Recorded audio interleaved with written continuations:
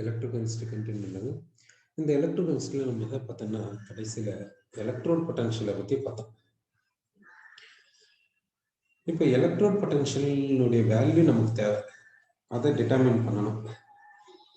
Electrode பொட்டன்ஷியலை determine பண்ணுறதுக்கு என்ன நம்ம கன்க்ளூஷன் வந்தோன்னா, ஆக்சுவல் எலக்ட்ரோட் பொட்டன்ஷியலை டிட்டர்மின் பண்ண முடியாது நமக்கு தெரிய வச்சு.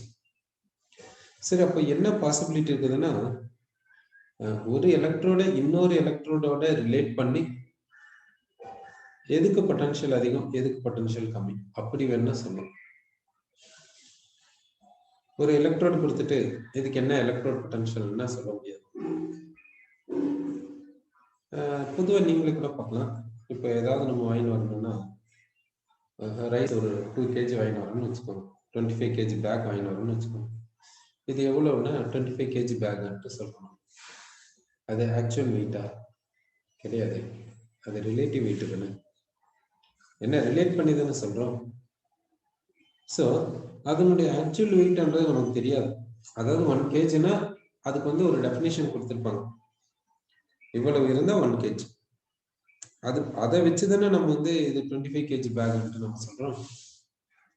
அப்போ நம்ம டெய்லி லைஃப்ல பார்க்கும்போது ஒவ்வொரு இதையும் வெயிட்டும் சரி வால்யூமும் சரி எது எடுத்தாலும் சரி ரிலேட்டிவ் தான், எதுவுமே ஆக்சுவல் கிடையாது. அது போல இந்த எலக்ட்ரோட் பொட்டன்ஷியலும் பார்த்தீங்கன்னா ரிலேட்டிவ் தானே, ரிலேட்டிவ் சொல்லலாம் ஆனா ஆக்சுவல் வேல்யூ சொல்ல முடியாது. சரி, அப்போ எலக்ட்ரோட் பொட்டன்ஷியல் நம்ம என்ன சொல்றோம்னா, ஒரு எலக்ட்ரோட இன்னொரு எலக்ட்ரோடோட ரிலேட் பண்ணிட்டு யாருக்கு பொட்டன்ஷியல் அதிகம் யாருக்கு பொட்டன்ஷியல் கம்மி அப்படிதான் சொல்ல முடியும். சரி, இப்போ ஒரு 2 எலக்ட்ரோட்ஸ் எடுத்துக்கலாம். ஒன்று ஜிங்க் எலக்ட்ரோடு எடுத்துக்கலாம், இன்னொன்று சில்வர் எலக்ட்ரோடு எடுத்துக்கலாம். இப்போ 2 எலக்ட்ரோட்ஸ் எடுத்தாச்சு. இந்த 2 எலக்ட்ரோட்ஸ் இப்போ ரிலேட் பண்ணணும். ரிலேட் பண்ணிட்டு யாருக்கு எலக்ட்ரோட் பொட்டன்ஷியல் அதிகம் யாருக்கு எலக்ட்ரோட் பொட்டன்ஷியல் கம்மி அப்படிதான் நம்மளால சொல்ல முடியும். அப்போ இதை இதோட ரிலேட் பண்ணனா இல்லை இதை இதோட ரிலேட் பண்ணனா என்ன பண்ணணும், ஏதாவது ஒரு டிவைஸ் வேணும் இல்லை இது ரெண்டுத்தையும் ரிலேட் பண்றதுக்கு. சரி, அப்போ இது ரெண்டுத்தையும் நம்ம வந்து என்ன பண்ணணும், இது ரெண்டுத்தையும் இதை வந்து இதோட ரிலேட் பண்ணணும் இல்லை இதோட ரிலேட் பண்ணணும், இது ரெண்டுத்தையும் கனெக்ட் பண்ணணும். சரி, இது ரெண்டுத்தையும் கனெக்ட் பண்ணிட்டு நம்ம சொல்லணும். அப்போ இது ரெண்டுத்தையும் கனெக்ட் பண்றதுக்கு நம்ம என்ன செய்யணும்னா, என்ன டிவைஸ் எடுத்துக்கிறோம்னாக்கா வோல்டாமீட்டர் என்ற டிவைஸ் எடுத்துக்கணும். இந்த வோல்டாமீட்டர் என்ற டிவைஸ் என்ன, இது என்னத்தை சொல்லும் பாத்தீங்கன்னா, ஒரு 2 எலக்ட்ரோட்ஸை இந்த வோல்டாமீட்டரோட கனெக்ட் பண்ணும்போது இந்த 2 எலக்ட்ரோட்ஸ்க்கு இடையில இருக்கக்கூடிய பொட்டன்ஷியல் டிஃபரன்ஸை இது சொல்லுது, இந்த வோல்டாமீட்டர் என்று சொல்லும். இல்லைன்னா பொட்டன்ஷியோமீட்டர் எடுத்துக்கலாம். பொட்டன்ஷியோமீட்டர், இந்த பொட்டன்ஷியோமீட்டர் என்ன பண்ணுன்னா, இந்த இந்த எலக்ட்ரோடு இதோட கனெக்ட் பண்ணுங்க, இதை இதோட கனெக்ட் பண்ணுங்க, கனெக்ட் பண்ணி விட்டீங்கன்னா இந்த 2 எலக்ட்ரோட்ஸ்க்கு இடையில இருக்கக்கூடிய இஎம்எஃப் எலக்ட்ரோமோட்டிவ் ஃபோர்ஸ் எவ்வளவு வந்து இந்த பொட்டன்ஷியோமீட்டர் சொல்லும். அப்போ இந்த எக்ஸ்டர்னல் டிவைஸை யூஸ் பண்ணி 2 எலக்ட்ரோட்ஸ்க்கு இடையில இருக்கக்கூடிய பொட்டன்ஷியல் டிஃபரன்ஸ் இல்லை எலக்ட்ரோமோட்டிவ் ஃபோர்ஸை நம்மளால சொல்ல முடியாது. இன்னும் இது கூட இந்த தேர்ட் டிவைஸ் இந்த வோல்டாமீட்டர் இல்லை இந்த பொட்டன்ஷியோமீட்டர் கூட எலக்ட்ரோட் பொட்டன்ஷியலை சொல்லல. அதாவது இந்த வோல்டாமீட்டர் எதை கொடுக்க போகுது, பொட்டன்ஷியல் டிஃபரன்ஸை கொடுக்க போகுது. சரி, இப்போ இந்த வோல்டாமீட்டர் என்ற டிவைஸை யூஸ் பண்ணி நம்ம என்ன கண்டுபிடிக்கலன்னா, பொட்டன்ஷியல் டிஃபரன்ஸ் இந்த 2 எலக்ட்ரோட்ஸ்க்கு இடையில எவ்வளவு பொட்டன்ஷியல் டிஃபரன்ஸ் இருக்குது அப்படிதான் இது சொல்லுதே காண்டி சொல்லுது. ஓகேவா, அப்போ இந்த 2 எலக்ட்ரோட்ஸ்க்கு இடையில எவ்வளவு பொட்டன்ஷியல் டிஃபரன்ஸ் இருக்குது என்று சொல்லுது. சரி, வேற என்னத்த சொல்லணும் என்றதை பார்த்துடலாம். ஏன்னா நமக்கு தேவை என்ன, எலக்ட்ரோட் பொட்டன்ஷியல் நமக்கு வேணும். அதுக்காக தான் இந்த தேர்ட் டிவைஸ் வோல்டாமீட்டர் கிட்ட நம்ம போகணும். சரி, இந்த வோல்டாமீட்டர் என்னென்ன ரிசல்ட் எல்லாம் கொடுக்குதுன்ட்டு நம்ம இப்போ பார்த்துட்டு இருக்கிறோம். அதன் மூலியமா நம்ம கடைசியில் எங்க வரணும், இதனுடைய எலக்ட்ரோட் பொட்டன்ஷியல் என்ன, இதனுடைய எலக்ட்ரோட் பொட்டன்ஷியல் என்ன, அதாவது இதனுடைய எலக்ட்ரோட் பொட்டன்ஷியல் இதை விட எவ்வளவு அதிகம் இல்லை எவ்வளவு கம்மி, அதுதான் சொல்ல முடியும் என்ற பாயிண்ட்டுக்கு நம்ம வந்திருக்கோம். சரி, இப்போ இந்த வோல்டாமீட்டர் என்ற டிவைஸ் என்ன பண்ணுதுன்னா, இந்த ரெண்டு எலக்ட்ரோடுக்கும், இந்த 2 எலக்ட்ரோட்ஸ்க்கும் இடையில எவ்வளவு டிஃபரன்ஸ் இருக்குது, பொட்டன்ஷியல்ல வந்து எவ்வளவு டிஃபரன்ஸ் இருக்குதுன்றது காமிக்குது. அது மட்டும் இல்லாம இது வேற என்னத்தை காமிக்கும்னு பாத்தீங்கன்னா, இந்த வோல்டாமீட்டர்ல 2 டெர்மினல்ஸ் இருக்கும். ஒரு டெர்மினல் இந்த எண்ட்ல இருக்கும், ஒரு டெர்மினல் இந்த எண்ட்ல இருக்கும். 2 டெர்மினல்ஸ் இருக்கும் இந்த வோல்டாமீட்டர். எந்த ஒரு செல் எடுத்துக்கினாலும் சரி, அதுல வந்து 2 டெர்மினல்ஸ் இருக்கும் பாருங்க. எந்த ஒரு பேட்டரி வேணாலும் எடுத்துக்கோங்க, அதுல வந்து 2 டெர்மினல்ஸ் இருக்கும். சரி, இந்த வோல்டாமீட்டர்ல பாத்தீங்கன்னா 2 டெர்மினல்ஸ் இருக்குது. ஒரு எண்டு இந்த பக்கமும் ஒரு எண்டு இந்த பக்கமும் இருக்கு. ஒரு எண்டு என்னன்னு சொல்லுவாங்கன்னா பாசிட்டிவ் டெர்மினல் என்று சொல்லுவாங்க. ஒரு எண்டு என்னன்னு சொல்லுவாங்கன்னா நெகட்டிவ் டெர்மினல் என்று சொல்லுவாங்க இந்த வோல்டாமீட்டர்ல. சோ இந்த வோல்டாமீட்டர்ல இருக்கக்கூடிய ஒரு எண்டை பாசிட்டிவ் டெர்மினல் என்றும் ஒரு எண்டை நெகட்டிவ் டெர்மினல் என்று சொல்லுவாங்க. இந்த லெஃப்ட் சைடுல இருக்கக்கூடிய டெர்மினல் என்னன்னா நெகட்டிவ் டெர்மினல். இந்த ரைட் சைடுல இருக்கக்கூடிய டெர்மினல் என்னன்னா பாசிட்டிவ் டெர்மினல். இப்போ இந்த வோல்டாமீட்டர்ல இருக்கக்கூடிய 2 டெர்மினல்ஸ் சொல்லிட்டோம். அடுத்து இந்த வோல்டாமீட்டர் எப்படி ரீடிங்கை காமிக்கும் பார்க்கலாம். இந்த வோல்டாமீட்டர்ல வந்து ரீடிங்கை காமிக்கிறதுக்காக இப்படி ஒரு இது. இதுல பாத்தீங்கன்னா ஸ்டார்டிங் வேல்யூ எப்படி இருக்குன்னா 0, அடுத்து 1 2 அப்படி போயினே இருக்கும். இது வந்து என்னன்னா வோல்டேஜ். இங்க இருந்துச்சுன்னா இப்போ வந்து ஒரு பாயிண்டர் இருக்கும். இந்த வோல்டாமீட்டர்ல ஒரு பாயிண்டர் இருக்கு. எப்படி ஸ்டார்டிங் பாயிண்ட்ல பாத்தீங்கன்னா இந்த பாயிண்டர் வந்து இந்த 0வோட கோயின்சைட் ஆயிருக்கும் ஸ்டார்டிங்ல. அதாவது எந்த ஒரு செல்லையும் இதோட அட்டாச் பண்ணி இல்லாம ஆஃப்ல இருந்துச்சுன்னா இது வந்து 0வோட கோயின்சைட். ஒர்க்கிங்ல இருக்கும்போது, அதாவது செல்லு வந்து ஒர்க் ஆச்சுன்னா இந்த பாயிண்டர் வந்து எவ்வளவு வோல்டேஜ் காமிக்கும். செல்லு ஒர்க் ஆச்சுன்னா இது ரெண்டுத்தையும் கனெக்ட் பண்ணா ஒர்க் ஆகுதுன்னு வச்சுக்கோங்க, எலக்ட்ரிக்கல் எனர்ஜி கிரியேட் ஆகுதுன்னு வச்சுக்கோங்க. இது ரெண்டுத்தையும் கனெக்ட் பண்ணா எலக்ட்ரிக்கல் எனர்ஜி ப்ரொடியூஸ் ஆகிறதா இருந்தா இது காமிக்கும், வோல்டேஜ் காமிக்கும். நீங்க ரெண்டு பேருக்கு இடையில எவ்வளவு பொட்டன்ஷியல் டிஃபரன்ஸ்ன்றதை இந்த வோல்டாமீட்டர் காமிக்கும். சரி, அப்போ இந்த வோல்டாமீட்டர் வச்சு என்ன சொல்றாங்கன்னாக்கா, இந்த 2 எலக்ட்ரோட்ஸை கனெக்ட் பண்ணா நமக்கு எவ்வளவு பொட்டன்ஷியல் டிஃபரன்ஸ் வரும் என்றதை காமிக்குது.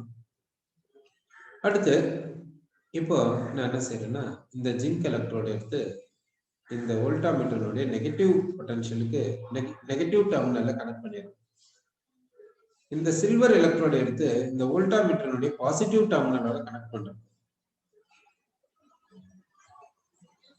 இப்போ இந்த வோல்டாமீட்டர் ரீடிங்கை காமிக்குது. இது காமிக்கக்கூடிய ரீடிங் எவ்வளவுன்னா எவ்வளவு பொட்டன்ஷியல் டிஃபரன்ஸ் காமிக்கனாக்கா ஒரு பர்டிகுலர் கண்டிஷனை வச்சுக்கலாம். என்ன கண்டிஷன்னா இந்த ஜிங்க் எலக்ட்ரோட்ல ஜிங்க் அயான்ஸ் நம்ம எடுக்கணும்ல, அதனுடைய கான்சன்ட்ரேஷன் 1 மோலார்னு வச்சுக்கலாம், டெம்பரேச்சர் 298 கெல்வின் வச்சுக்கலாம். சில்வர் எலக்ட்ரோட்ல எலக்ட்ரோலைட் எடுத்துக்கணும், அதாவது Ag+ அயான்ஸ் எடுத்துக்கலாம். இதனுடைய கான்சன்ட்ரேஷன் 1 மோலார்னு வச்சுக்கலாம். இது வந்து டெம்பரேச்சர் 298 கெல்வின் வச்சுக்கலாம். இப்போ இது எவ்வளவு பொட்டன்ஷியல் டிஃபரன்ஸ் காமிக்கனா 0.76 + 0.82 இவ்வளவு பொட்டன்ஷியல் டிஃபரன்ஸ் காமிக்கும் இந்த வோல்டாமீட்டர். சரி, இப்போ நான் என்ன செய்யறேன்னா இந்த வோல்டாமீட்டர்ல இந்த டெர்மினல் வந்து நெகட்டிவ் டெர்மினல், இந்த டெர்மினல் வந்து பாசிட்டிவ் டெர்மினல். இங்க என்ன பண்றேன்னா சில்வர் எலக்ட்ரோட கனெக்ட் பண்ணிடுறேன், இங்க ஜிங்க் எலக்ட்ரோட கனெக்ட் பண்ணிடுறேன்.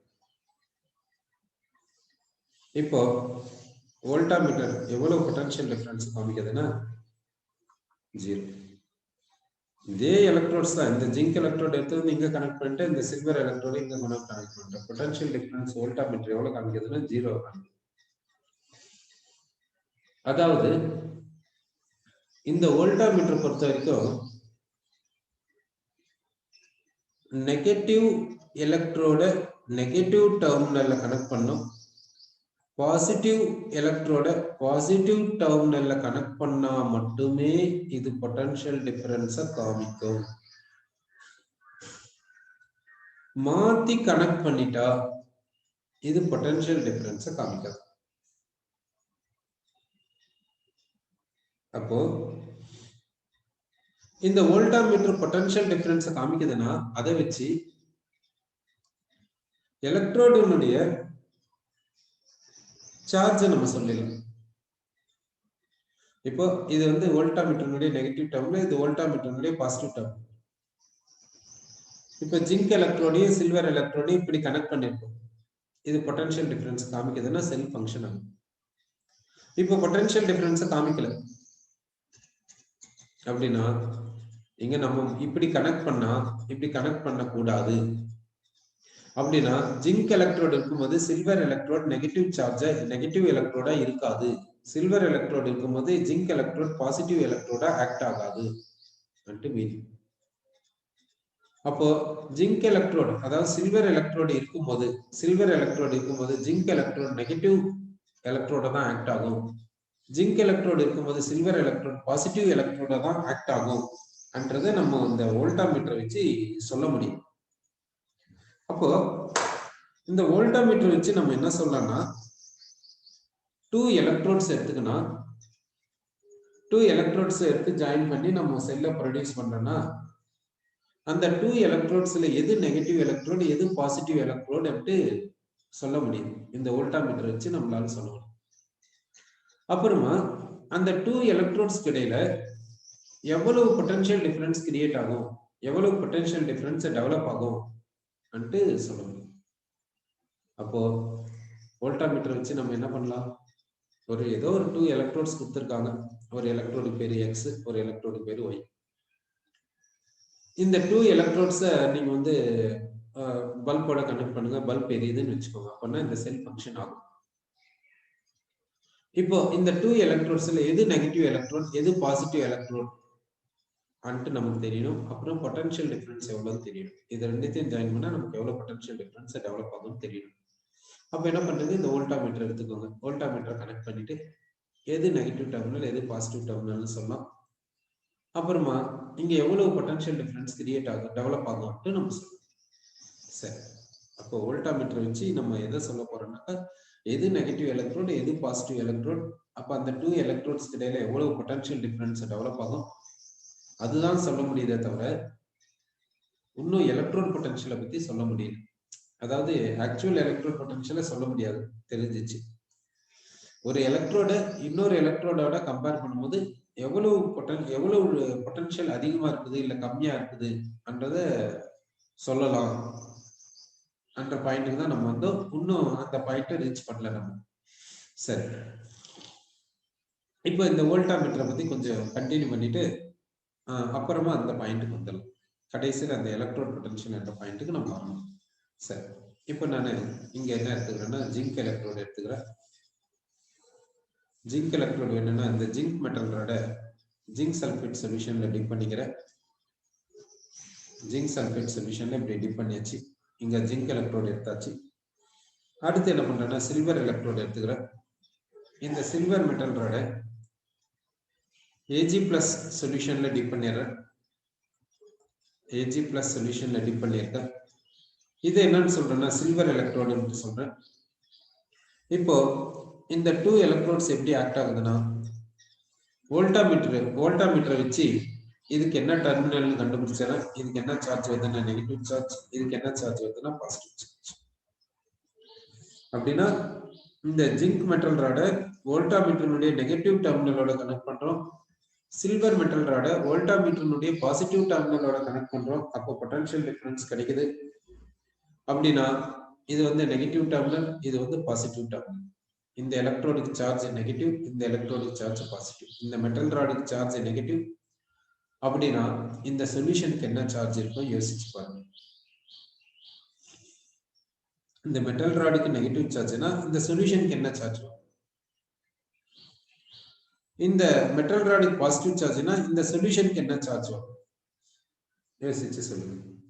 சரி, இப்போ இந்த மெட்டல் ராடுக்கு நெகட்டிவ் சார்ஜ் வருதுன்னா இது என்னவா ஆக்ட் ஆகும்? ஆனோட ஆக்ட் ஆகுமா, கேத்தோட ஆக்ட் ஆகுமா, ஆக்சிடேஷன் நடக்குமா, ரிடக்ஷன் நடக்குமான்றதை யோசிச்சு பாருங்க. எப்போ இதுக்கு நெகட்டிவ் சார்ஜ் வரணும்னா இங்க என்ன நடக்கும்? இப்போ இங்க இந்த மெட்டல் ராடுக்கு நெகட்டிவ் சார்ஜ்னா இந்த சொல்யூஷனுக்கு பாசிட்டிவ் சார்ஜ் சொல்லியிருக்கீங்க. இந்த மெட்டல் ராடுக்கு பாசிட்டிவ் சார்ஜ்னா இந்த சொல்யூஷனுக்கு நெகட்டிவ் சார்ஜ் சொல்லியிருக்கீங்க. அடுத்து நம்ம பார்க்கக்கூடியது என்னன்னாக்கா, இப்போ இந்த எலக்ட்ரோடுக்கு இந்த மெட்டல் ராடுக்கு நெகட்டிவ் சார்ஜ் இருக்கு. இப்போ இது என்னவா ஆக்ட் ஆகும்? ஆனோட ஆக்ட் ஆகுமா, கேத்தோட ஆக்ட் ஆகும்? சரி, ஒரு பாசிபிலிட்டி என்னன்னா ஆனோட் எடுத்துக்கலாம். இந்த பாசிபிலிட்டி எடுத்துக்கலாம். இது கரெக்டா இல்லையான்னு செக் பண்ணிக்கலாம். அப்படின்னா இது ஆனோடுனா இங்க ஆக்சிடேஷன் நடக்கும். இங்க யார் ஆக்சிடேஷன் போவாங்க? இந்த ஜிங்க் மெட்டல் ஆட்டம் ஆக்சிடேஷன் போகும். இந்த ஜிங்க் என்ன பண்ணுன்னா ஜிங்க் மெட்டல் அயனா மாறும், 2 எலக்ட்ரான்ஸை லூஸ் பண்ணும். இப்போ இந்த மெட்டல் ராட்ல இருக்கக்கூடிய ஜிங்க் ஆட்டம் ஜிங்க் அயனா மாறி சொல்யூஷனுக்கு போயிருக்கு. இந்த எலக்ட்ரான்ஸை இங்கே விட்டுருது. சோ இந்த ஜிங்க் மெட்டல் ஆட்டம் என்ன பண்ணுதுன்னா ஜிங்க் மெட்டல் அயனா சொல்யூஷனுக்குள்ள போயிருது பை லூசிங் 2 எலக்ட்ரான்ஸ். இந்த 2 எலக்ட்ரான்ஸை இங்கே விட்டுட்டு போயிருக்கு. அப்போ இதுக்கு நெட் சார்ஜ் என்ன இருக்கும் யோசிச்சு பாருங்க. நெட் சார்ஜ் பாசிட்டிவா இருக்குமா நெகட்டிவா இருக்குமா யோசிச்சு பாருங்க. இதுக்கு நெட் சார்ஜ் என்ன இருக்கும்? நெகட்டிவா இருக்கும். நெட் சார்ஜ் நெகட்டிவ்னு ஏன் சொல்றேன்னாக்கா, ஏன்னா இது மெட்டல் அயன் தான் வெளியே போகுது, எலக்ட்ரான்ஸை இங்கே விட்டுட்டு போகுது. அப்போ இதுக்கு நெட் சார்ஜ் நெகட்டிவ். ஸோ இது ஆனோடுன்ட்டு நம்ம சொல்லலாம். இது பாசிட்டிவ் ஆனும்போது இதை கேத்தோட்னு சொல்லணும். எப்படி கேத்தோட்னு சொல்றோம்னாக்கா, இந்த சொல்யூஷன்ல இருக்கக்கூடிய Ag பிளஸ் சொல்யூஷன்ல இருக்கக்கூடிய Ag பிளஸ் என்ன பண்ணுதுன்னா இந்த மெட்டல் ராடுக்கு போகுது. மெட்டல் ராடுக்குள்ள போயிட்டு மெட்டல் ராட்ல இருக்கக்கூடிய டீலோக்கலைஸ்ட் எலக்ட்ரானை எடுத்துக்கின்னு ஏஜியா மாறி அங்கே டெபாசிட் ஆயிடும். இந்த சொல்யூஷன்ல இருக்கக்கூடிய Ag பிளஸ் மெட்டல் ராடு கிட்ட போயிட்டு மெட்டல் ராட்ல இருந்து டீலோக்கலைஸ்ட் எலக்ட்ரானை வாங்கிக்கின்னு எடுத்துக்கின்னு சில்வரா மாறி அங்கே டெபாசிட் ஆயிடும். அப்போ இங்க நெட் சார்ஜ் என்ன ஆகும்? பாசிட்டிவா தானே மாறும். ஏன்னா இது போயிட்டு இது இங்க போகுது.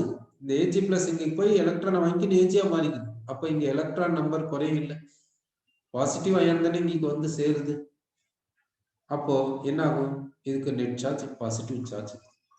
அப்போ இந்த எலக்ட்ரோட்ல இந்த மெட்டல் ராடுக்கு நெகட்டிவ் சார்ஜ் இருக்குது, அதனால இது ஆனோட ஆக்ட் ஆகுதுன்னு சொல்றோம். இந்த மெட்டல் ராடுக்கு பாசிட்டிவ் சார்ஜ் இருக்குது, அதனால இது கேத்தோட ஆக்ட் ஆகுதுன்னு சொல்றோம். ஆனோடுனா ஆக்சிடேஷன் சொல்லலாம், கேத்தோடுனா ரிடக்ஷன் சொல்லலாம். இப்போ இந்த இடத்துல நல்லா கவனிச்சுக்கோங்க. இதுக்கு என்ன சார்ஜ்னாக்கா நெகட்டிவ் சைன். இந்த மெட்டல் ராடுக்கு நெகட்டிவ் சைன். மெட்டல் ராடுக்கு நெகட்டிவ் சைன் இருந்துச்சுன்னா இது என்னவா ஆக்ட் ஆகும்னா ஆனோட ஆக்ட் ஆகும். இங்க என்ன நடக்கும்னா ஆக்சிடேஷன் நடக்கும். பொதுவா பாத்தீங்கன்னா இந்த இதுல இந்த ஆனோட லெஃப்ட் சைட்ல தான் எழுதுவாங்க. லெஃப்ட் சைட்ல தான் எழுதுவாங்க இந்த கேல்வானிக் செல். கேல்வானிக் செல்லுன்னா என்ன அர்த்தம்னா இந்த கெமிக்கல் ரியாக்ஷன்னால chemical energy electrical energy convert ஆகும். அதான் கேல்வானிக் செல் சொல்லுவோம். இப்போ வால் கிளாக்கு பேட்டரி போடுறோம், அந்த செல்லை வாங்கி போடுறோம்ல, அப்ப என்ன ஆகுது? அதுல கெமிக்கல் ரியாக்ஷன் நடந்து எலக்ட்ரிக்கல் எனர்ஜி ப்ரொடியூஸ் ஆகுது. அதனால அது என்னன்னு சொல்லும்? கேல்வானிக் செல் என்று சொல்லும். கரண்ட் போயிடுச்சு, இன்வெர்டர் ஆன் பண்ணிக்கிறோம், லைட் எரியுது. அப்ப என்ன நடக்குது? அங்க பேட்டரியில கெமிக்கல் ரியாக்ஷன் நடக்குது, எலக்ட்ரிக்கல் எனர்ஜி ப்ரொடியூஸ் ஆகுது.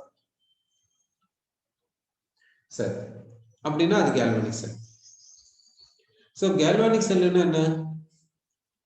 கெமிக்கல் ரியாக்ஷன் நடந்து அதனால கெமிக்கல் எனர்ஜி என்னவா கன்வெர்ட் ஆகணும்? எலக்ட்ரிக்கல் எனர்ஜி கன்வெர்ட் ஆகும். அதுதான் நம்ம கேல்வானிக் செல்லுன்னு சொல்லுவோம், டேனியல் செல்லுன்னு சொல்லுவோம், இப்படி சொல்லுவோம். சரி, இப்போ இந்த கேல்வனிக் செல்ல இந்த மெட்டல் ராடுக்கு நெகட்டிவ் சைன் அப்படின்னா இது ஆனோட், இங்க ஆக்சிடேஷன் நடக்கும். இது எப்போ பொதுவா லெஃப்ட்ல எழுதுவோம், லெஃப்ட் சைட்ல எழுதும். இது என்னன்னா கேத்தோட், கேத்தோட். இது இங்க என்ன நடக்கும்னா இது வந்து கேத்தோட்னு சொல்றோம். இதுக்கு சைன் வந்து பாசிட்டிவ். இங்க என்ன நடக்கும்னா ரிடக்ஷன் நடக்கும். இது பொதுவா ரைட் சைட்ல எழுதுவோம். இப்போ இந்த கேல்வனிக் செல்லுக்கு இந்த பாயிண்ட்ஸை இது போல கவனம் வச்சுக்கோங்க. எதுக்காகனா எலக்ட்ரோலைட்டிக் செல்லோட கம்பேர் பண்ணும்போது சைன் மாறிடும். அதனால அந்த கன்ஃபியூஷன் வேணான்றதுக்காக இப்படி கவனம் வச்சுக்கலாம். ஆல்பபெட்டிக் ஆர்டர்ல பாத்தீங்கன்னா இந்த எண்ணும் பியும் பாத்தீங்கன்னா ஃபர்ஸ்ட் என் வரும், அப்புறம் பி வரும். இந்த ஏவும் சியும் பாத்தீங்கன்னா ஃபர்ஸ்ட் ஏ வரும், அப்புறம் சி வரும். இந்த ஓவும் ஆரும் பாத்தீங்கன்னா ஃபர்ஸ்ட் ஓ வரும், அப்புறம் ஆர் வரும். இந்த எல்லும் ஆரும் பாத்தீங்கன்னா ஃபர்ஸ்ட் எல் வரும், அப்புறம் ஆர் வரும். இது மாதிரி எதுக்காக கவனம் வச்சுக்கணும்னா எலக்ட்ரோலைட்டிக் செல்லுக்கு போகும்போது இது வந்து கேல்வானிக் செல் அப்படின்னா இங்க எலக்ட்ரிக்கல் எனர்ஜி ப்ரொடியூஸ் ஆகும். எலக்ட்ராலிசிஸ்ன்றது வந்து எலக்ட்ரிக்கல் எனர்ஜி கன்சியூம் பண்ணும். அந்த இடத்துல இந்த சைன் வந்து மாறும், இப்படி இருக்காது, அப்படியே ஆப்போசிட்டா மாறும். அதனால ஏதாவது ஒண்ணு கவனம் வச்சுக்கணும், இன்னொன்னு நம்ம சொல்லிடலாம். அப்போ கேல்வானிக் செல்லுக்கு இந்த மாதிரி கவனம் வச்சுக்கோம். சரி, இப்போ இந்த கேல்வனிக் செல் எடுத்துக்கணும். இப்போ என்ன பண்றோம்னா வோல்டாமீட்டரோட இதை கனெக்ட் பண்ணிடுறோம். வோல்டாமீட்டர் என்ன பண்ணுதுன்னா பொட்டன்ஷியல் டிஃபரன்ஸை கொடுக்குது.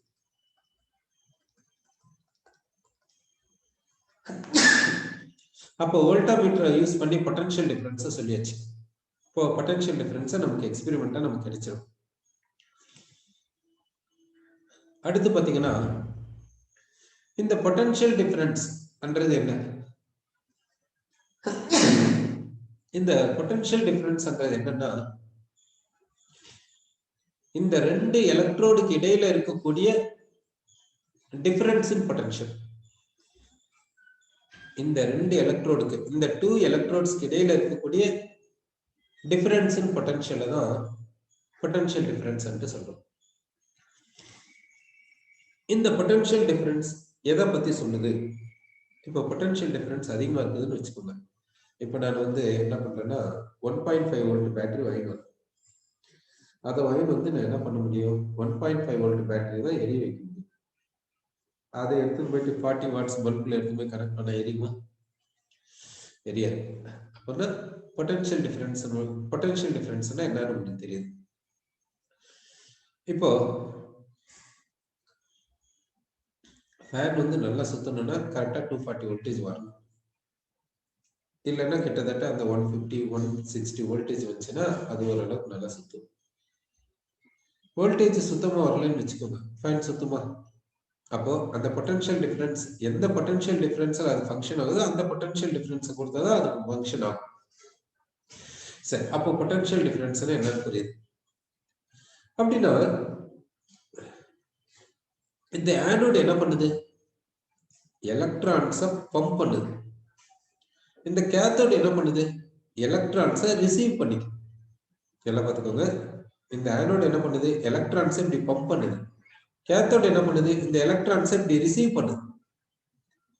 அப்போ இது எலக்ட்ரான்ஸை பம்ப் பண்ணக்கூடிய டெண்டன்சி அதிகமா இருந்து இது எலக்ட்ரான்ஸை ரிசீவ் பண்ணக்கூடிய டெண்டன்சி அதிகமா இருந்துச்சுன்னா பொட்டன்ஷியல் டிஃபரன்ஸ் எப்படி இருக்கும்? அதிகமா இருக்கும்ல. இப்ப நல்லா கவனம் வச்சுக்கோங்க. பொட்டன்ஷியல் டிஃபரன்ஸ் எதை பொறுத்து இருக்குது? இது எலக்ட்ரான்ஸை பம்ப் பண்ணக்கூடிய பொட்டன்ஷியலை பொறுத்தும் இது எலக்ட்ரான்ஸை ரிசீவ் பண்ணக்கூடிய டெண்டன்சியை பொறுத்து தான் பொட்டன்ஷியல் டிஃபரன்ஸ் இருக்குது. அப்போ இது எலக்ட்ரான்ஸை பம்ப் பண்ணக்கூடிய டெண்டன்சி அதிகமா இருந்து இது எலக்ட்ரான்ஸை ரிசீவ் பண்ணக்கூடிய டெண்டன்சி அதிகமா இருந்துச்சுன்னா பொட்டன்ஷியல் டிஃபரன்ஸ் ஆட்டோமேட்டிக்கா அதிகமா இருக்குது. இது எலக்ட்ரான்ஸை பம்ப் பண்ணக்கூடிய டெண்டன்சி இருக்குது பாருங்க, அந்த டெண்டன்சி என்னன்னு சொல்லுவோம்னா oxidation potential of this electrode என்று சொல்லுவோம். Oxidation potential. இது எலக்ட்ரான்ஸை ரிசீவ் பண்ணக்கூடிய டெண்டன்சி இருக்குது பாருங்க. இது எலக்ட்ரான்ஸை கெயின் பண்ணக்கூடிய டெண்டன்சி இருக்குது பாருங்க. அதை ரிடக்ஷன் பொட்டன்ஷியல் என்று சொல்லுவோம். இதனுடைய ரிடக்ஷன் பொட்டன்ஷியல் என்று சொல்லுவோம். இப்போ யோசிச்சு சொல்லுங்க. இந்த ஆக்சிடேஷன் பொட்டன்ஷியலையும், அதாவது இந்த ஆனோடுடைய ஆக்சிடேஷன் பொட்டன்ஷியலையும், இந்த கேத்தோடுடைய ரிடக்ஷன் பொட்டன்ஷியலையும் எந்த மேத்தமெட்டிக்கல் ஆபரேஷனுக்கு நீங்க எடுத்துன்னு போனீங்கன்னா உங்களுக்கு potential difference between these two electrodes கிடைக்கும். அதாவது இந்த ஆக்சிடேஷன் பொட்டன்ஷியலையும் ரிடக்ஷன் பொட்டன்ஷியலையும் நீங்க என்ன பண்ணுவீங்க? சரி, நீங்க என்ன சொல்றீங்கன்னா ஆட் பண்ணணும்னு சொல்றீங்க. சோ ஆக்சிடேஷன் பொட்டன்ஷியலையும் ரிடக்ஷன் பொட்டன்ஷியலையும் ஆட் பண்ணீங்கன்னா உங்களுக்கு பொட்டன்ஷியல் டிஃபரன்ஸ் கிடைக்குது. அவ்வளவுதான். அதாவது இந்த பொட்டன்ஷியல் டிஃபரன்ஸ் தான் நம்ம என்னன்னு சொல்றோம்னா செல் பொட்டன்ஷியல். இந்த செல்லுக்கான potential that is equal to oxidation potential of this anode. anode oxidation potential இந்த cathode reduction potential நீங்க ஆட் பண்ணணும். so இந்த anode ஆக்சிடேஷன் பொட்டன்ஷியலையும் cathode ரிடக்ஷன் பொட்டன்ஷியலையும் ஆட் பண்ணீங்கன்னா இந்த செல்லுக்கான பொட்டன்ஷியல் உங்களுக்கு கிடைக்கும். செல் பொட்டன்ஷியல் கிடைக்கும் நம்ம சொல்றோம். ஓகே, அடுத்து ஏற்கனவே ஒரு பாயிண்ட பார்த்திருக்கோம். எந்த ஒரு எலக்ட்ரோடு எடுத்துக்கினாலும் அதுக்கு ஆக்சிடேஷன் பொட்டன்ஷியல் இருக்கும், அப்புறமா ரிடக்ஷன் பொட்டன்ஷியல் இருக்கும். ரெண்டுமே எப்படி இருக்குன்னா ஈக்குவல் அண்ட் ஆப்போசிட்ல இருக்கும்னு பார்த்திருக்கோம்.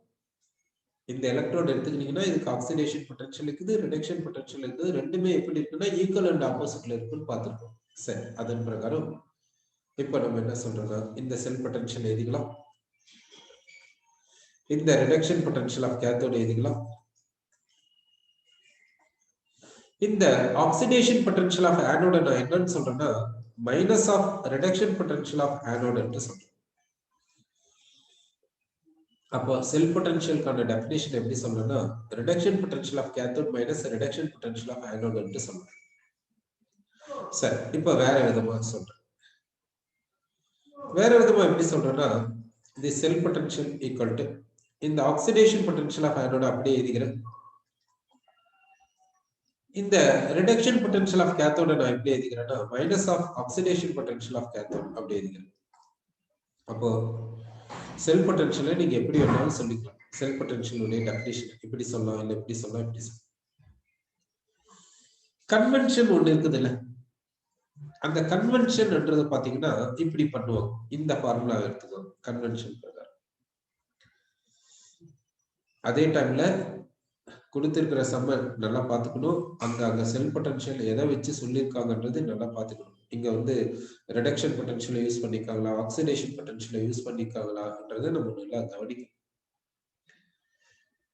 சரி, எப்படி நம்ம இப்போ வந்து இந்த இடத்துல நம்ம இப்படி எழுதிட்டோம், ஆக்சிடேஷன் பொட்டன்ஷியல் ரிடக்ஷன் பொட்டன்ஷியல் எழுதியிருக்கோம்.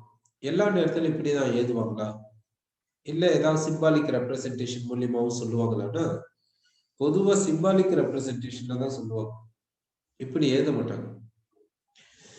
இது வந்து ஆக்சிடேஷன் பொட்டன்ஷியல் ஆஃப் ஆனோட், இங்க ரிடக்ஷன் பொட்டன்ஷியல் ஆஃப் கேத்தோட், இப்படி எழுத மாட்டாங்க. சிம்பாலிக் ரெப்ரசன்டேஷன் சொல்லுவோம். சரி, அந்த சிம்பாலிக் ரெப்ரசன்டேஷன் என்னன்றதை பார்க்கலாம். இப்போ இந்த ஜிங்க் எலக்ட்ரோடு எடுத்துக்கிறோம். இப்போ நம்ம என்னென்ன எடுத்துக்கணும்னா ஒன்னு வந்து ஜிங்க் எலக்ட்ரோடு எடுத்துக்கிறோம், இன்னொன்று வந்து சில்வர் எலக்ட்ரோடு எடுத்துக்கணும். இப்போ இங்க சிம்பாலிக் இது வந்து ஆனோடுன்னு நமக்கு தெரியும், இது வந்து கேத்தோடுன்னு நமக்கு தெரியும். சரி, இப்போ செல் பொட்டன்ஷியலுக்கான ஃபார்முலாக்கு போறோம். Cell potential equal to oxidation potential of anode plus reduction potential of cathode. இந்த சிம்பாலிக் ரெப்ரசன்டேஷன்ல எப்படி சொல்றதுன்னு பார்க்கலாம். ஆக்சிடேஷன் பொட்டன்ஷியல் ஆஃப் ஆனோட் அப்படின்னா இங்க ஆக்சிடேஷன் ஆஃப் ரியாக்ஷன் சொல்லுது. அப்படின்னா இங்க பாருங்க பொட்டன்ஷியல்ன்றதுக்கு ஈன்னு சொல்றேன். ஆக்சிடேஷன்னா இங்க ஆக்சிடேஷன், அதாவது ஜிங்க் வந்து ஜிங்க் அயான். ஆக்சிடேஷன் என்ன, ஜிங்க் வந்து ஜிங்க் அயானா மாறுதான் ஆக்சிடேஷன் அர்த்தம். ஜிங்க் வந்து ஜிங்க் அயானா மாறுது ஆக்சிடேஷன். அப்படின்னா இதனுடைய மீனிங் என்னன்னா zinc into zinc ion oxidation, E potential, அப்படின்னா இது ஆக்சிடேஷன் பொட்டன்ஷியல் மீனிங். இப்போ இதை சொல்றோம் பாத்துக்கோங்க, இந்த பிளஸ் சைன் அப்படியே எழுதிடுறேன். இதை சொல்றேன். இங்க ரிடக்ஷன், அதாவது இங்க பொட்டன்ஷியல், பி பொட்டன்ஷியல், பொட்டன்ஷியலுக்கு இ எழுதிட்டேன், ஆர் ரிடக்ஷன். அப்ப ரிடக்ஷன் இந்த சில்வர் எலக்ட்ரோட்ல ரிடக்ஷன்னா Ag plus into Ag. இதுதான் reduction. Ag plus into Ag is called reduction. அப்படின்னா Ag plus into Ag னா ரிடக்ஷன், E னா பொட்டன்ஷியல். அப்படின்னா இது reduction potential of silver electrode. இது வந்து oxidation potential of zinc electrode equal to cell potential. இது மாதிரியும் சொல்லுவாங்க. இப்படி எழுதிட்டாலும் ஓகே, இல்லைன்னா இப்படி சொன்னாலும் நீங்க தெரிஞ்சுக்கணும். அப்படின்னா இங்க பாத்தீங்கன்னா ஆக்சிடேஷன் நம்பர் என்ன ஆகுது பாருங்க, 0 வந்து +2 மாறுது. அப்படின்னா இன்க்ரீஸ் இன் ஆக்சிடேஷன் நம்பர், அப்படின்னா ஆக்சிடேஷன். இங்க +1 வந்து 0 மாறுது. அப்படின்னா டிக்ரீஸ் இன் ஆக்சிடேஷன் நம்பர், அப்படின்னா ரிடக்ஷன். இப்படி நம்ம தெரிஞ்சுக்கணும். சரி, இத இப்படி சொல்ல போறேன், இப்படி வேற விதமா சொல்ல போறேன். இதை எப்படி சொல்ற பாத்துக்கோங்க. Cell potential equal to reduction potential of cathode plus வரக்கூடாது, இங்க மைனஸ் சைன் எடுத்துக்கலாம். ரிடக்ஷன் பொட்டன்ஷியல் ஆஃப் ஆனோட் இப்படி எடுத்துக்கலாம். இப்போ கேத்தோட், இதுதான் கேத்தோட். இங்க பொட்டன்ஷியல் E எழுதிக்கலாம். ரிடக்ஷன் என்ன அர்த்தம்? Ag plus into Ag. Okay, அடுத்து இந்த மைனஸ் சைன், இந்த potential E anode. Okay, reduction அப்படின்னா ஜிங்க் அயான் இன்டு ஜிங்க். நல்லா கவனிச்சுக்கோங்க. இங்க வந்து ஜிங்க் அயான் இன்டு ஜிங்க்னா ரிடக்ஷன், அப்படின்னா reduction potential. Ag plus into Ag னா ரிடக்ஷன், அப்படின்னா ரிடக்ஷன் பொட்டன்ஷியல். இது வந்து ஆனோடுக்கு, இது வந்து கேத்தோடு. அப்போ ஆனோடுனுடைய ரிடக்ஷன் பொட்டன்ஷியலை இங்க சப்ஸ்டிட்யூட் பண்ணிக்கோம், கேத்தோடுனுடைய ரிடக்ஷன் பொட்டன்ஷியலை சப்ஸ்டிட்யூட் பண்ணிக்கோம். ஆனோடுக்கு ரிடக்ஷன் பொட்டன்ஷியலை சப்ஸ்டிட்யூட் பண்ணுன்றதுனால ஆனோட்ல ரிடக்ஷன் நடக்குதுன்னு சொல்லக்கூடாது. ஏன்னா இங்க நெகட்டிவ் சைன் கொடுத்துருக்கோம். அப்படின்னா இங்க நெகட்டிவ் சைன் கொடுத்ததுனால இதனுடைய மீனிங் என்னன்னா, ஆனோட்ல ரிடக்ஷன் நடக்கல, ஆக்சிடேஷன் தான் நடக்குது. ஆனா இங்க எப்படி சப்ஸ்டிட்யூட் பண்ணிக்கோன்னா ரிடக்ஷன் பொட்டன்ஷியலை சப்ஸ்டிட்யூட் பண்ணிருக்கோம் அப்படின்ட்டு மீனிங். அடுத்து பாருங்க, cell potential equal to oxidation potential of anode minus oxidation potential of cathode. இப்போ எப்படி எழுதுறோம் பாருங்க. ஆனோட் இங்க பொட்டன்ஷியல் E எழுதிக்கோங்க. ஆனோட் ஆக்சிடேஷன் பொட்டன்ஷியலை சப்ஸ்டிட்யூட் பண்ணா அப்ப ஆக்சிடேஷன் ஆஃப் ரியாக்ஷன் எழுதுங்க, ஜிங்க் இன்டு ஜிங்க் அயான்.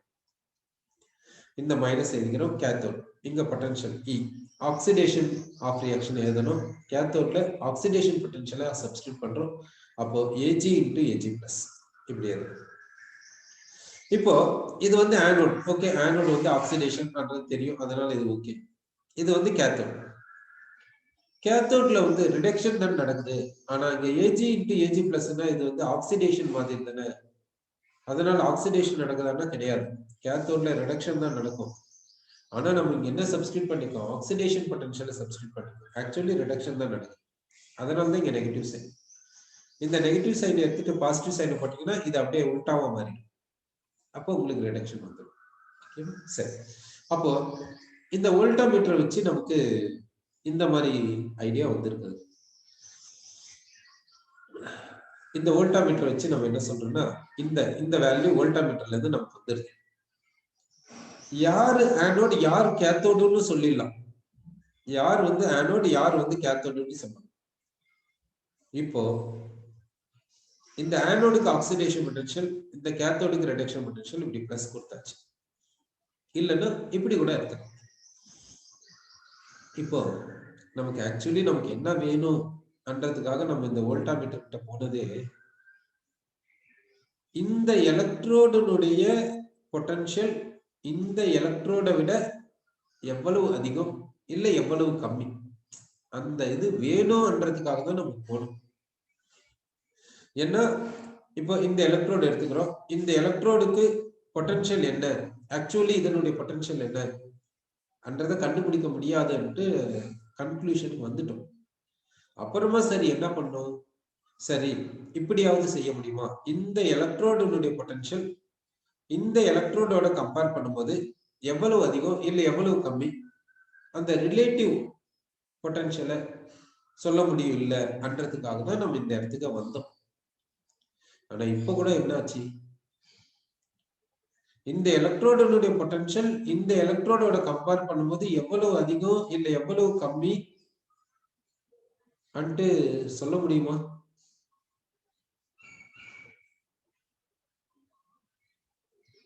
அது எப்படி நம்ம சொல்றது? சரி, அந்த வேல்யூ என்னன்னு பார்க்கலாம். இப்போ நான் என்ன செய்யறேன்னா ஒரு கண்டிஷன் வச்சுக்கிறேன். என்ன கண்டிஷன்னாக்கா, இங்க ஜிங்க் அயானுடைய கான்சன்ட்ரேஷன் 1 மோலார், டெம்பரேச்சர் 298 கெல்வின் வச்சுக்கிறேன். காப்பர் அயான் இங்க சில்வர் அயானுடைய concentration 1 molar, condition temperature 298 kelvin வச்சுக்கிறேன். இப்போ நான் இந்த இடத்துக்கு போறேன். இப்போ இந்த இடத்துல என்ன பண்றேன்னா இங்க 0.8, இங்க எவ்வளவுன்னா இவ்வளவு சப்ஸ்டியூட் பண்ணியிருக்கேன். இப்போ எனக்கு எவ்வளவு வேல்யூ வருதுன்னாக்கா,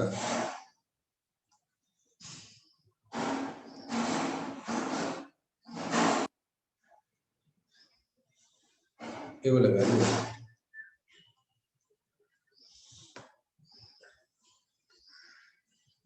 வேல்யூ வந்திருக்குது. இந்த வேல்யூ எப்படி சப்ஸ்டியூட் பண்றது அப்புறம் பார்க்கலாம். இந்த பொட்டன்ஷியல் டிஃபரன்ஸ் எவ்வளவு வரும்ன்றது மட்டும் நம்ம இங்க சொல்லணும். இந்த வோல்டாமீட்டர் வந்து இந்த செல்லுக்கான பொட்டன்ஷியல் டிஃபரன்ஸ் எப்படி சொல்லுது. அப்போ இந்த வோல்டாமீட்டர் வச்சு இந்த செல் பொட்டன்ஷியலை நம்மளால சொல்ல முடியுது. செல் பொட்டன்ஷியல் இவ்வளவு வருது. இப்போ சொல்லுங்க, இதனுடைய பொட்டன்ஷியல் இதை காட்டிலும் எவ்வளவு அதிகம் இல்ல எவ்வளவு கம்மி என்று சொல்ல முடியுமா? இதை வச்சு இந்த வேல்யூ நமக்கு தெரியும். இந்த வேல்யூ நமக்கு இப்ப தெரியும். அதாவது வோல்டாமீட்டர் இந்த வேல்யூ கொடுத்துச்சு. இந்த வேல்யூ இதை கொடுக்கல. இது வந்து வோல்டாமீட்டர் கொடுத்த வேல்யூ கிடையாது. இது வோல்டாமீட்டர் கொடுக்கல. வோல்டாமீட்டர் இந்த வேல்யூ தான் கொடுக்குது. இப்ப நமக்கு என்ன வேணும்? இந்த எலக்ட்ரோடுனுடைய பொட்டன்ஷியல் இந்த எலக்ட்ரோட விட அதிகமா கம்மியா எவ்வளவு அன்றது வேணும்ன்றதுக்காக தான் நம்ம இங்க வந்தோம். இப்போ வோல்டாமீட்டர் பொட்டன்ஷியல் டிஃபரன்ஸ் கொடுத்துச்சு. இப்ப சொல்ல முடியுமா இது இதை விட அதிகமா கம்மியா எவ்வளவு என்று சொல்ல முடியுமா? சொல்லாமே. இது வந்து இதை விட அதிகம். அதாவது இதனுடைய ரிடக்ஷன் பொட்டன்ஷியல் இதனுடைய ரிடக்ஷன் பொட்டன்ஷியலை விட அதிகம். ஆனா எவ்வளவு அதிகம்? எவ்வளவு அதிகம்னு சொல்லலாம்? அதான் 1.56 அதிகம் அப்படி நம்ம சொல்லலாம். இதனுடைய ரிடக்ஷன் பொட்டன்ஷியல் இதை விட எவ்வளவு அதிகம்னா இவ்வளவு அதிகம் இப்படி சொல்ல முடியும். சரி, அப்படின்னா இந்த வோல்டாமீட்டர் வச்சு நமக்கு இந்த ஐடியா வந்துச்சு. சரி, இப்போ நான் இந்த சில்வர் எலக்ட்ரோட இந்த ஜிங்க் எலக்ட்ரோட கம்பேர் பண்ணும்போது இதனுடைய ரிடக்ஷன் பொட்டன்ஷியல், அதாவது இதனுடைய ரிடக்ஷன் பொட்டன்ஷியல் இதை விட இவ்வளவு அதிகம்ட்டு எனக்கு தெரிஞ்சிச்சு. சரி, இப்போ நான் சேம் இந்த சில்வர் எலக்ட்ரோட எடுத்துக்கிறேன். இன்னொன்னு காப்பர் எலக்ட்ரோட் எடுத்தாச்சு. இப்போ இங்க பொட்டன்ஷியல் டிஃபரன்ஸ் எவ்வளவுன்னு பார்க்கலாம். ஒரு சர்டன் கண்டிஷன்ல இதனுடைய பொட்டன்ஷியல் டிஃபரன்ஸ் எவ்வளவுன்னு பார்க்குறேன். எவ்வளவு வருதுன்னாக்கா இவ்வளவு வோல்ட் வருது. பொட்டன்ஷியல் டிஃபரன்ஸ் இவ்வளவு வோல்ட் வருது. இப்போ ரிடக்ஷன் பொட்டன்ஷியல் ஆஃப் கேத்தோடு எடுத்துக்கிறேன். அது என்னன்னா A G plus bar A G. Reduction potential of anode எடுத்துக்கிறேன். அது என்னன்னா Cu2 பிளஸ் பார் Cu. இப்படி எழுதியாச்சு. இப்போ நல்லா பார்த்துக்கோங்க, எனக்கு பொட்டன்ஷியல் டிஃபரன்ஸ் வந்திருக்குது.